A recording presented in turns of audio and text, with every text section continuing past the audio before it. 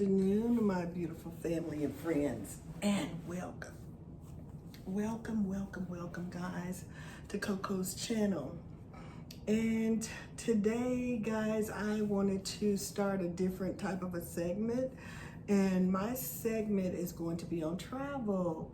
So I want to first of all thank everybody that has already subscribed to the channel. And if you have not, I'll give you just a few seconds, because that's all it takes, to go ahead and press the subscribe button. Okay, and then after you watch this video, guys, go ahead and leave me a thumbs up for it. You can like, comment, and share on the video for me. There's a notification bell right there, and all you gotta do is just mash it. Honestly, go ahead and smash that also, and that'll notify you of any new and upcoming videos, guys, that I release. So today, guys, I am excited because I am starting a new segment, and this segment is on travel. This is Coco's travel tips, tricks, and stuff you need to know when you're traveling, because you just need to know some of these things. You know, the world is opening back up for us to travel, so you know, I thought I would share just a bit of my knowledge with everybody. Okay, yes, so let's get ready. So as far as travel days to be cheaper, as far as purchasing airline tickets, it has been known, guys, that Sundays are supposedly the cheapest day to purchase your airline tickets. Now, I don't know if that's etched in stone. You probably have your own experience and your own days that work best for you.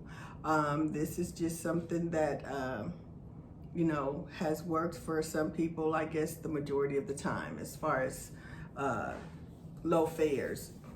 I know that from working in the airline, I do know that some of the airlines, their flights change like at midnight. So sometimes it's best to purchase before midnight, and sometimes it's best to purchase after midnight.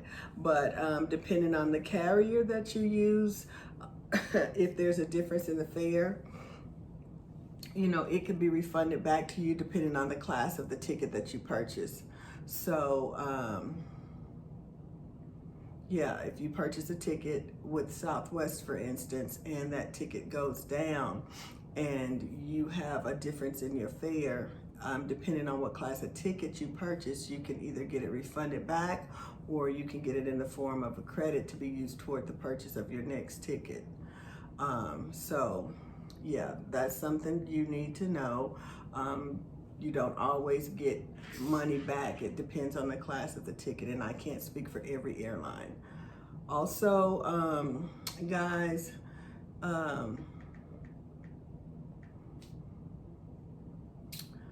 domestic flights, Monday shows the highest average ticket prices.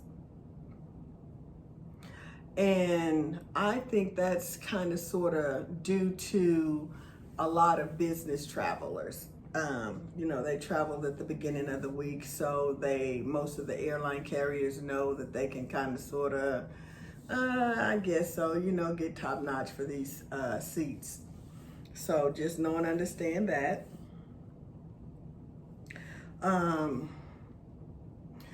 As far as purchasing your tickets in advance,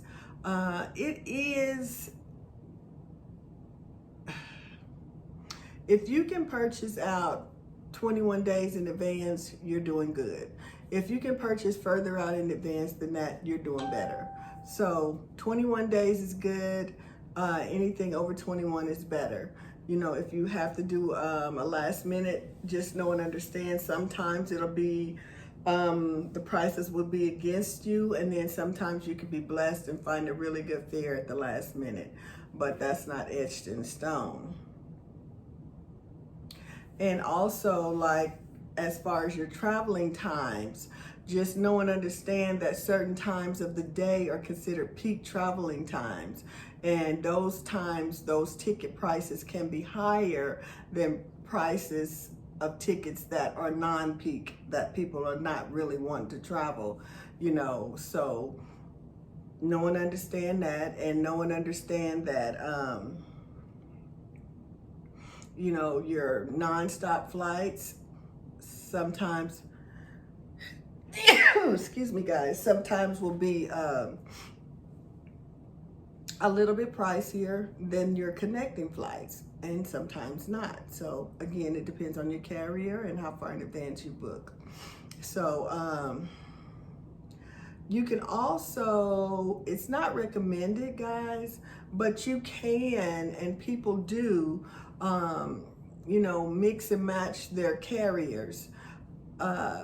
You may have a carrier that you like, but they don't leave from the city that you live in. And so you have to get another carrier to get you out of that city, to get you to a city where you can get on the carrier that you like to travel.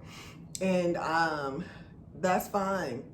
Just know and understand also, when you travel like that, guys, you need to travel with a carry-on bag, or you need to allow enough time from the time you arrive in the city that you're going to connect to the other airline.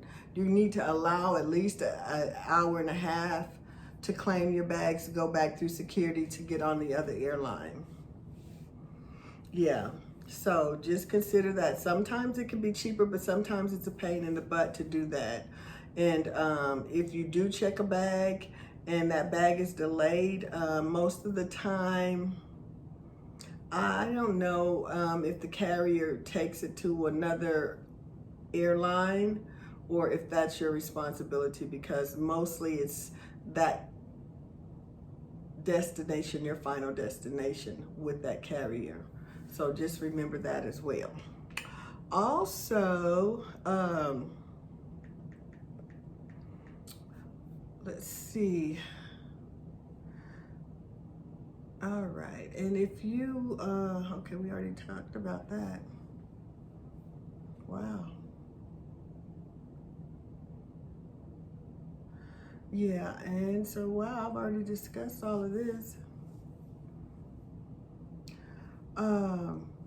When you are booking your reservations, though, this is something that's really important. You have to make sure that the name that you use on your reservation is the exact same name that's on your ID that you're going to be using when you're going through security. Make sure your spelling is correct and everything matches. And make sure that you have some sort of an ID when traveling.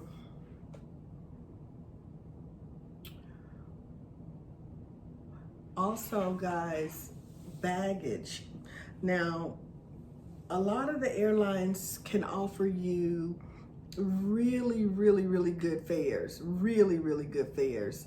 You might be able to get a $49 fare, whereas the rest of the airlines is charging, $99, $129 or something like that there. Well, that's beautiful. But before you get too excited about that fare, make sure you check into the baggage policy, because some of the airlines, guys, you gotta pay. If you're checking bags, you're gonna pay. So you need to factor that in and to make sure that you are still getting the best deal, even having to pay for your suitcases and your airline ticket, as opposed to a carrier like Southwest, where your bags fly free. You get 2 bags free, plus you get a personal item and a carry-on. So when choosing your airline ticket, don't get blindsided by the price, because by the time you climb on that plane and sit down somewhere from that $49 flight, you're gonna be done spent like $222. you know, just to get your bags and to get you some water and some peanuts when you sit down. So consider all of that stuff, guys, when you're doing your tickets. Make sure you understand the baggage policy and make sure you know what you're going to have to be responsible for when you're making those reservations.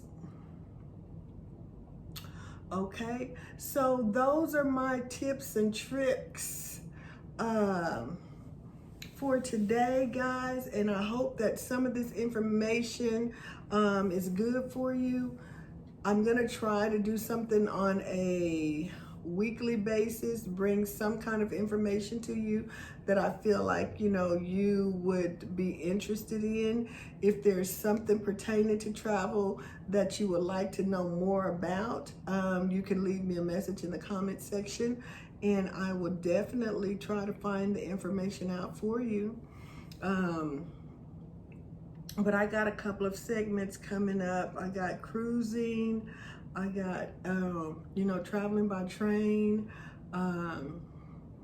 I've got a lot of different things already in the fire, but what I'm saying is if you have something in particular that you would like to know about, let me know. I'm doing the hotels, Airbnbs, you know, just the way you dress when you travel, you know, how, you know, people treat you, you know, according to the way that you look and behave.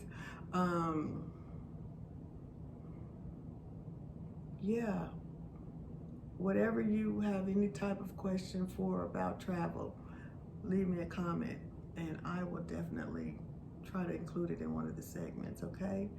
Thank you guys so much, and I hope some of this information is good for you, and if it is, pass it on to someone else that it may be of interest to, okay? Thank you guys so much. I love and appreciate you, and until the next time, bye for now.